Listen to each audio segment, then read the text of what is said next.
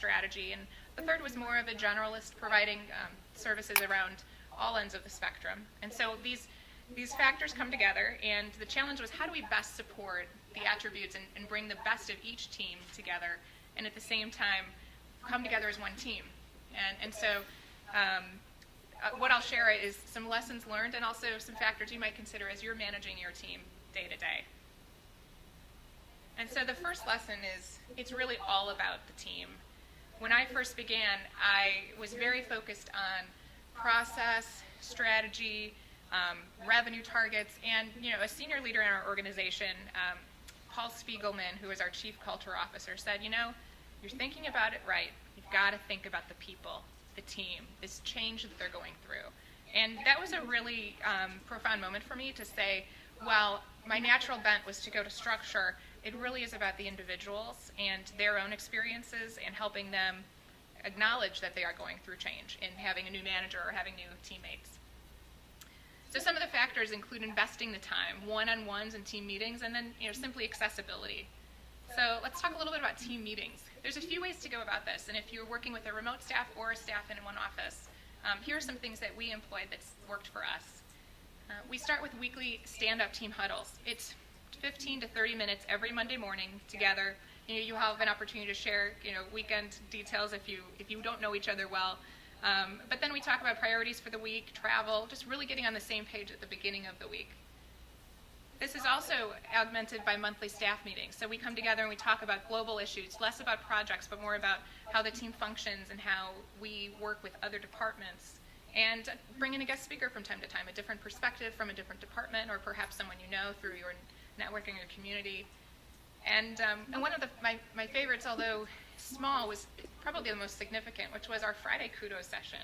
And every Friday at 8:30 Central, we'd get on the phone, and this was meant to be the people meeting. It was not meant to be structure and projects and deliverables. And if anyone's worked in marketing a day, or healthcare IT a day, Friday is one of the busiest days in a marketing firm or an agency where you're working to get things out before the weekend, for example. So our Friday kudos session was a little different. We would start by going literally around the country, start with Chicago, then go to Delaware, then go to Dallas, and share a few notes about the weekend or something you were looking forward to. And the second half of the meeting was each team member sharing a kudos or a shout out or a thanks to a fellow team member who did something for them on a project or really rose up. And while that seems kind of intuitive, it's not necessarily something that we always take time to do. And so it was great to have a time where I could hear team members congratulating one another, recognizing one another.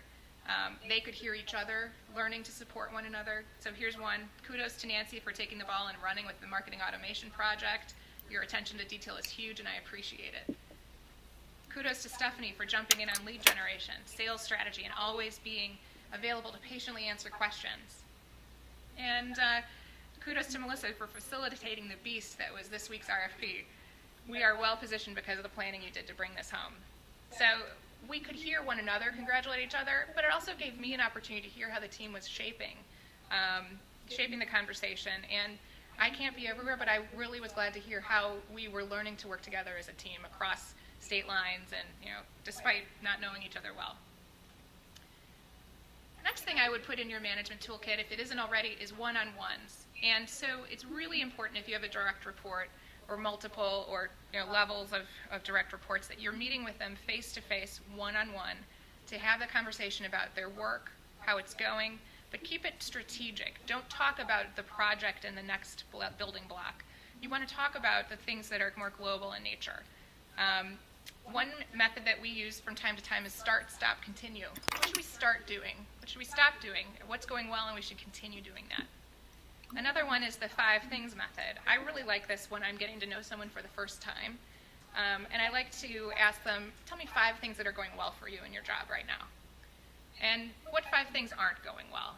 And oftentimes those are things we can reveal in terms of barriers we should move, or perhaps some team dynamics we should sort out. But those types of exercises help you get to the bottom in a approachable but also pretty fast manner. And then always use time to talk about personal development. Make a point to say, so what do you want to do next? How's this going? when you show your team that you care about their own development, it makes a difference in the work that they do. And we often are very focused on all of the blocking and tackling, but you've got to stop and do the people piece. I'd add that you want to consider the frequency and duration. So you might meet weekly. You can probably keep those weekly meetings briefer to 30 minutes or bi-weekly. If you're meeting monthly, it probably is worth spending a solid hour. So think about how the duration and the frequency work together. And then lastly, I would consider skip level meetings. I think it's really important to get a sense for how things are going for the group. You might do these less frequently, and with your direct reports more frequently. But one of the things that when I look back on the last year, was a skip level meeting in which I met with one of our marketing coordinators. And she shared that she just is kind of a data geek, and she loves the analytics, and she'd like to know more. In fact, she'd like to get Salesforce certified to be a Salesforce admin. I thought, well, that's really cool. Well, I didn't know that. I would have never known that. And so we looked at ways that we could achieve that, and we were able to help her have the opportunity to go through the Salesforce training, to take the test and apply what she'd learned, and ultimately she did become certified. And there are big moments and little moments when you're working with a team, and I've since moved to a new group and don't work with her day in and day out every day. And she contacted me about 3 weeks ago and said, I'm so excited to tell you I passed the test, and I'm officially an admin. And it was a really cool moment to know that she did it all. She worked hard. There was nothing that I didn't take the test for her, but she's proud of what she achieved, and she wanted to share that back with me. And that was those are the things that help you remember at the end of the long day that you're making a difference for someone. So lesson 2, form and function. So if you've begun to establish your relationship with your team, it's time to start thinking about communication styles, roles and responsibilities, and really define expectations. When I think about communication styles, it is something as simple as, how do you want to hear from me? How do you like to communicate? Do you want to call me when you need to tell me something, or is a text better? Ask how each person likes to work. And you also want to think through, do you want to know everything, or do you want to know just the urgent, or should we figure out as we go what is urgent versus important? Talk about these things and decide what makes sense. I tend to find I really like to be notified by text, or someone can give me a ring. No one likes surprises, so let's try to prevent them. But if you have a surprise, let's figure it out. And I'd rather have some general idea of all of what's going on rather than no idea. So I tend to be someone who prefers CCs and summaries. And it's really important you not only ask your manager, but also the people who work for you and with you, how do you want to hear from me? How should we communicate? So that's the first thing to sort out. Number 2, define roles and responsibilities and be patient. It's going to take some time, especially if you're changing roles. Help team members sort out who does what. So we're working on this new project. Should she do that, or does he want to do this piece? You've got to figure it out, but be patient along the way. And so I want to share with you some sample roles in a go-to-market team, which included product strategy, marketing communications, sales, and really the sweet spot is alignment, and that's what we found for our group when all the teams were aligned, highly aligned. And that really starts with your general manager in our case, and I can tell you that really sped alignment as we were sorting out how we began to work together as a team. So made it much more possible to agree on all of the important priorities, and the priorities that were important but not quite as. Now here's another way to look at how then you drill into the marketing team. So you might have a small team that has 2 individuals, 3 individuals, or you might have more people where you have multiple roles focused on certain areas. So I tend to think of this as a continuum, and the reason you see it as a circle is when we first began organizing the structure of the team, this reminded me of the story where the youngest person in the room says the most profound thing. And one of our junior team members, mid-20s, said, this org chart looks so siloed. We're just all in vertical areas. And I thought, that makes perfect sense. And marketing isn't really siloed. We all depend on one another, whether it's a campaign, a project. It might include brand messages that we bring through lead gen to bring to life on the digital platform. It is absolutely a circle. It's a continuum. Silos didn't make any sense. So I said, well, thank you, Ashton. That makes perfect sense. That's really good feedback. I'm glad we talked about that. And so these are the ways we organize the team: brand marketing, lead gen marketing, digital, and product marketing. Okay, so I'm going to take a segue to our service line approach. It's a perfect time to talk about how do we integrate the offerings. I would point out that the technical experts are our information technology team, operations, product management. We're fortunate that we had a product management function that could truly define what the offering was. And our task was, how do we bring it to life in a way that's easily communicated and well presented in marketing communications? So there's a number of key questions I would suggest you ask when you're integrating different offerings. Who is the buyer? How is this implemented? Is it connected to customer systems? Is it scalable? It works really well for this segment. Can we bring it to more? How do we scale this? And then what is the offering? What does the name mean? As we brought together offerings, we had a similar service called Virtual Receptionist, which was a lot like daytime call management and a lot like Switchboard. So these were similar offerings. We had to assess what truly is different. Are they worth being named differently? Should we continue that structure? Should we bring in a different nomenclature? So you need to take a look at that and really ultimately present how does it make sense to your buyer. And some other ways to group, just to keep the thinking going: by phase in your patient's journey, by the customer's pain point, complexity of sales process. Is it a 30-day sale? Is it a 180-day sale? Is it a 2-year sales cycle? You know, in all of our work, depending on the size and complexity of the system, it could be quite long, or for different attributes, it could be quite short. So we need to keep in mind the sales process, because ultimately we are working in business, we are working toward revenue goals. And then, you know, for anyone in healthcare IT, the complexity of the implementation. And so here's how our patient communication offering came to life. We found standardization opportunities. As hospitals began consolidating off-site ambulatory locations, we could offer solutions that they could have one large national provider, whether it was answering service, on-hold messaging, patient outreach. Revenue enhancement was a second category, designed to bring in more patients into the system, and revenue protection to maintain that patient relationship while they're in the system. Satisfaction surveys after discharge, outreach calls after the patient leaves the emergency room, making sure that they find a primary care physician. And the ultimate goal is to create a more connected patient experience. So I would encourage you to visit Stericycle Communications and learn more about the offering. It is quite compelling. I'm proud of the work that the team has done. So back to our lessons. Lessons 3, as you're working with a new team, you've got to create a culture of transparency. The alignment on your goals, and I'll talk about a top 5 exercise in a moment. The culture that you create to share problems, not hide them. There are going to be problems. You don't want someone hiding them until they're too late so you can't resolve them.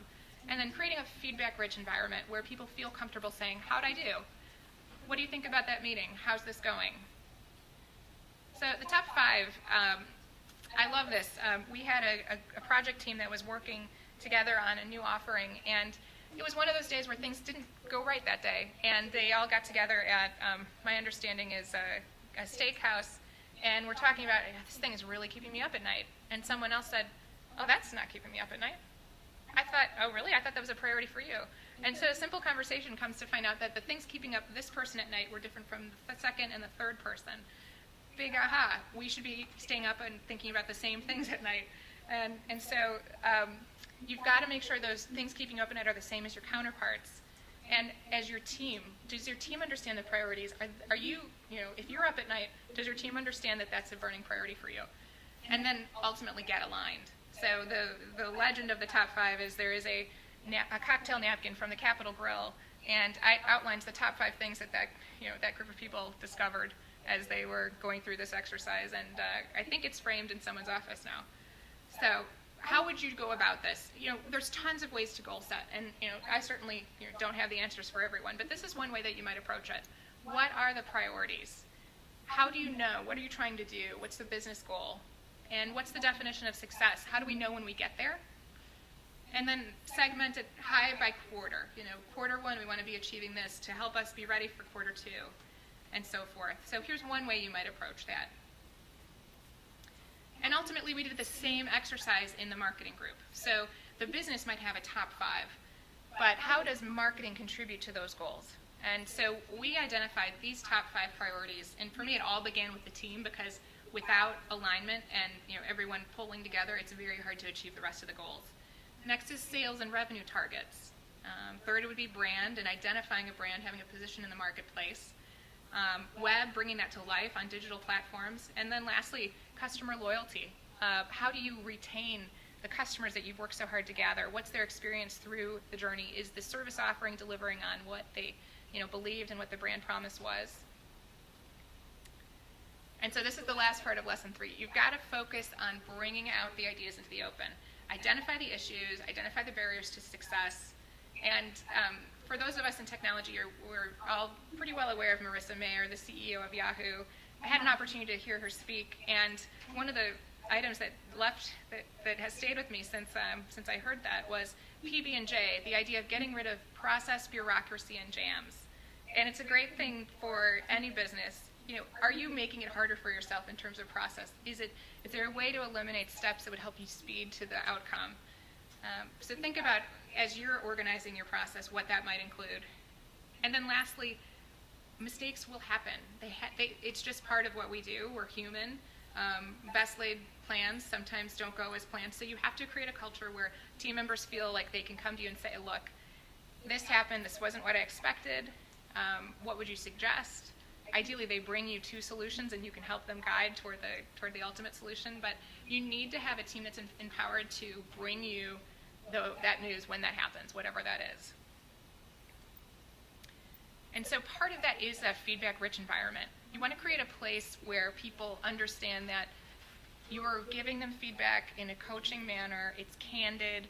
I do like the mantra of you want to praise publicly, coach privately, and support the individual development. And you want to ask the team to give one another feedback as well. And the easiest way to get started is just to ask, can I give you some feedback on that? And most people will say, yes. I've never had someone say no. And if they do, that might be a signal too. But people want to do well. They want to do their best. And so you have to think about how you create that feedback-rich environment. And then the last lesson is kind of an obvious one. Have fun. So we have to plan for fun. And I kind of joke about it. I like to think that we don't have to plan for fun, that we're enjoying our work all the time. But sometimes you have to take the time to stop. And especially when you're in an environment of change, you want to think about saying, we're going to make a point to do something together as a group. We're going to celebrate the milestones, birthdays, project successes, service anniversaries. And you don't have to make an enormous investment. I know this is a pretty diverse group. We have everyone from consultants to large corporations to agencies and other firms. It could be as simple as a potluck lunch. It could be as simple as going bowling. But make a point to have togetherness, have team outings, and then memorialize it. I imagine we're all social media enthusiasts, and so take a picture, share it, put it up in the office, and make a point to say, we did this together and it was important to me. And I want to share a few photos of doing just that, having fun, whether it's at a conference or just goofing around at the office. This was on a Think Pink day. Team members, we had a chance to go out and do something in downtown Chicago. And there was even an alleged Segway riding incident that I will tell you, those things are terrifying. Don't do them in heels. And then, just going out to dinner and enjoying, each other's company. We work together a lot. Let's make sure we enjoy it. And this is the Ken Gwen. This is one of our operations leaders. So even you wouldn't expect it, but even some of your most senior leaders do want to have fun. So this was a Halloween costume day, obviously, not just any day at the office. And then this was the team that I've been talking about, and I'm proud to say that several have been promoted, moved into new groups. I don't work with them day to day. I've recently taken a new role myself, but I'm really proud of the work that they did in 2013 and continue to do in 2014. And so I want to just point out that it is about the people, and that's what it comes down to for me. As you move through roles, there is a time where you're an individual contributor, and there are times when you are managing others and doing less day-to-day execution. And for me, the reward is about the people. I'm sharing with you a few books that I like. One is on company culture. Why is Everyone Smiling? By Paul Spiegelman. He's also on Twitter @Paul Spiegelman. I like the book by Harry Kramer, who is the former CEO of Baxter, called Values-Based Leadership. And then a couple books on individual styles. You know, in a group like this where you have marketing and healthcare IT, you have a mix of extroverts and introverts. It's a really interesting story to hear how people you didn't expect, such as Dale Carnegie, were actually introverts. And so would encourage you to check out Quiet. Whether you're an introvert or you're managing one, you need to have the understanding of the strengths, because we are typically an extroverted society. And then this is, there's lots of books around your personal style, whether it's this book from the Gallup organization or Myers-Briggs or others, but you know, I encourage you to do some self-assessment about your own strengths. So I like StrengthsFinder. And I want to close with a video. This is our company story, and I hope that what you'll see is a real sense of the people that are at our organization and the priority we put on people. As a service business, we're really, you know, focused on how our team members bring our offering to life. So I'll leave you with this.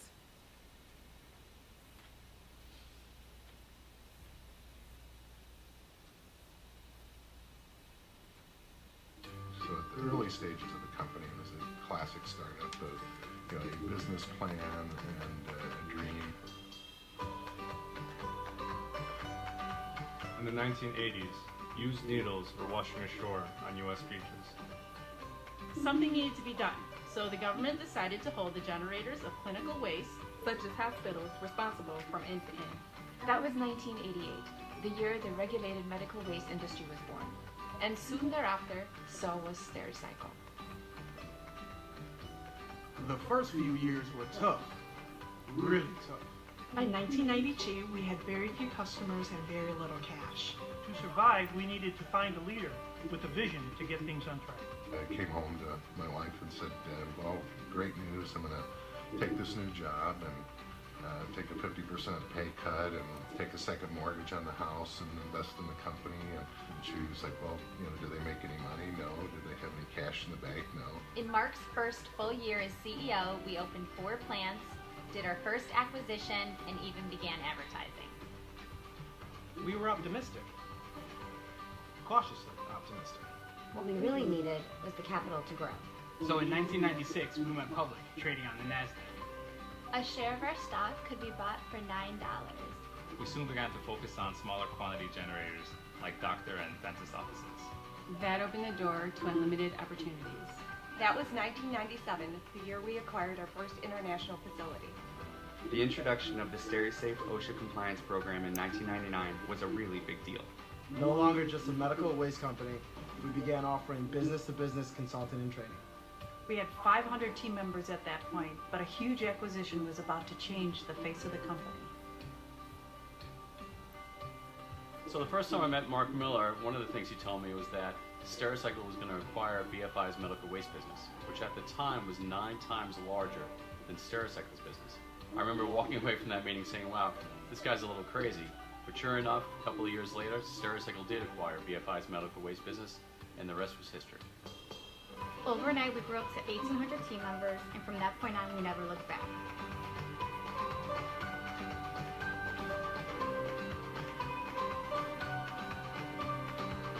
By 2003, we expanded our services to include pharmaceutical returns. That was the start of our expert solutions business. We are now the top name in the recall game. Not bragging, just pointing it out. By 2005, we were up to 5,000 team members. And in 2008, we broke $1 billion in revenue. I don't actually know how many zeros that is. It's a lot of zeros. Refusing to rest on our success, we expanded our services again in 2010. That rhymed.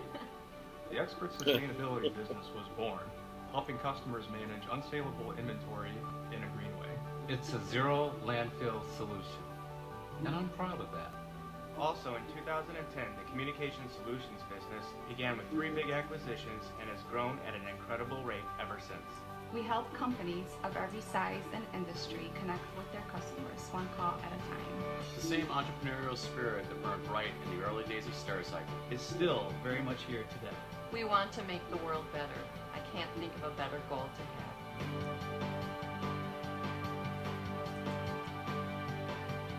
Today, our once small startup isn't so small anymore.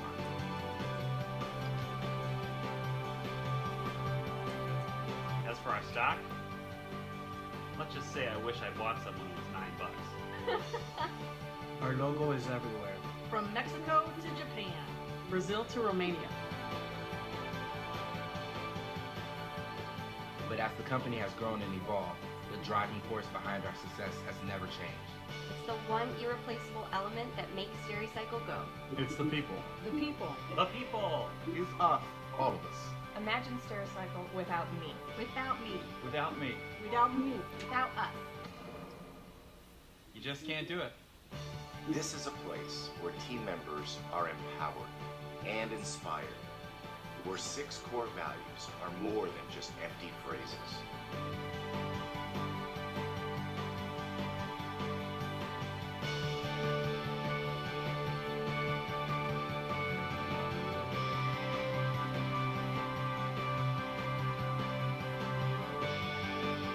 We do enjoy our work because this is a great company With amazing people. and a brilliant future. I am Stericycle. I am Stericycle. What's Stericycle? Eu sou Stericycle. Ja jestem Stericycle. Anna Stericycle. Mehu Stericycle. Ime Stericycle. Ohaj Stericycle. Ja jestem Stericycle. Stericycle Maine. Ik ben Stericycle. Nanen Stericycle. Soy Stericycle. Ich bin Stericycle. I am Stericycle. We are Stericycle.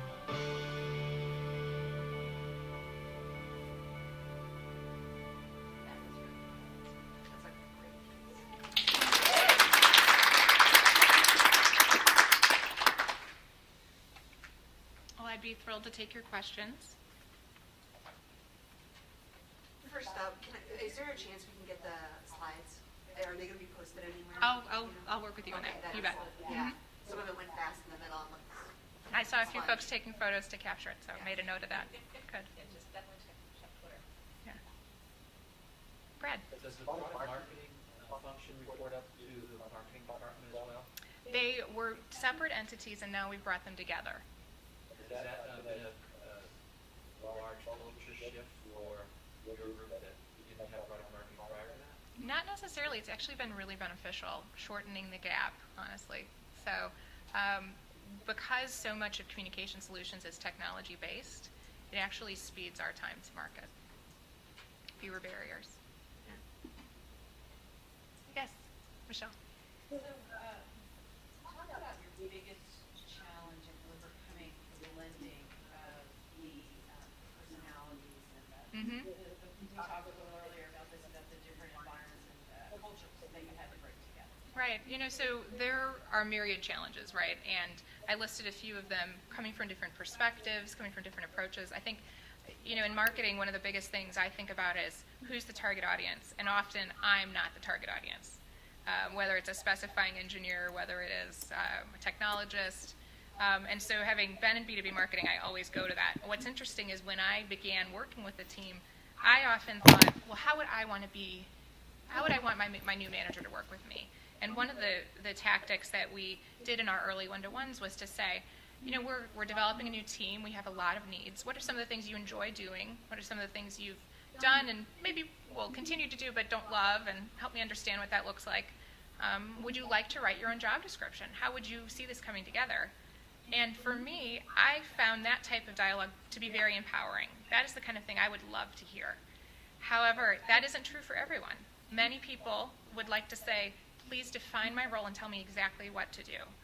And I'll do it, and I'll do a great job. So I go to that example often because everyone is different. Everyone has different styles, different personal communication approaches. You have to think through what that person needs at that particular time, and there is no playbook. Because it's all people. So I would say what works for you isn't going to work for the person across the table, and you have to be sensitive to that. Yes? So I work for a startup, very small. Mm-hmm. And we have team members that are doing a lot of things. Mm-hmm. And talking to them like as individuals for just one job description is very hard. Sure. We also have a ton of people who work out of the country or in Toronto, Rochester, because they're just doing development, Mm-hmm. coding, which doesn't seem to be enough. How do you include everyone in that museum funding meeting without feeling like you're not really working for us, we don't invite you to the Christmas party because you're so few for the rest of us. I've tried with our sales reps.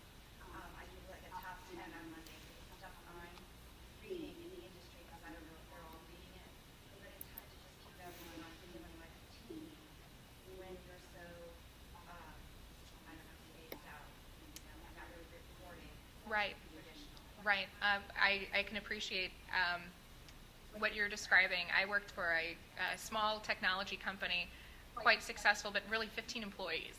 And so, and distributed many locations. In fact, manufacturing was in China. So I can appreciate, I think, what you're describing and how what works in one organization needs to be adapted to another. I often find that even though it isn't specific to my topic or area of interest, it might touch something I do. So if there's no harm in including someone, whether there's not an NDA issue, but it might benefit having global knowledge, I would say strive for inclusion versus not, particularly in different time zones and even when you're 12 hours apart. Use email as you can, but know that sometimes things are lost in the writing and describing, and even in translation as we work multinationally. So use what you can to shorten that barrier, but know that there will be some limitations. But I tend to think that even if it isn't specific to what my team might be working on, it's beneficial to know how, for example, operations in another business is working. So that would be my thought. And thank you. Yeah, Marcia. Julie, can you go back to the slide on solutions grouping and either give us examples or how you apply to that stereotype? Sure.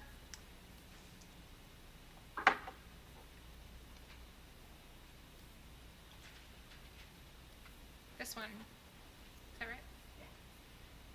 So one of the things we encountered was some of our offering was, like I said, quite complex.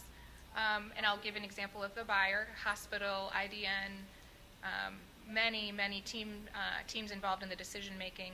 That's a very different conversation from a sales and an education perspective than something that a single doctor physician practice might purchase, for example, answering service.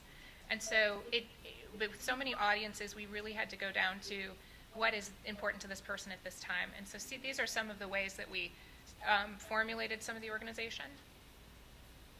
And as you see, if you were to go to whether it's communication solutions or Notify MD or Beryl Health, you would see how that has come to life on the web.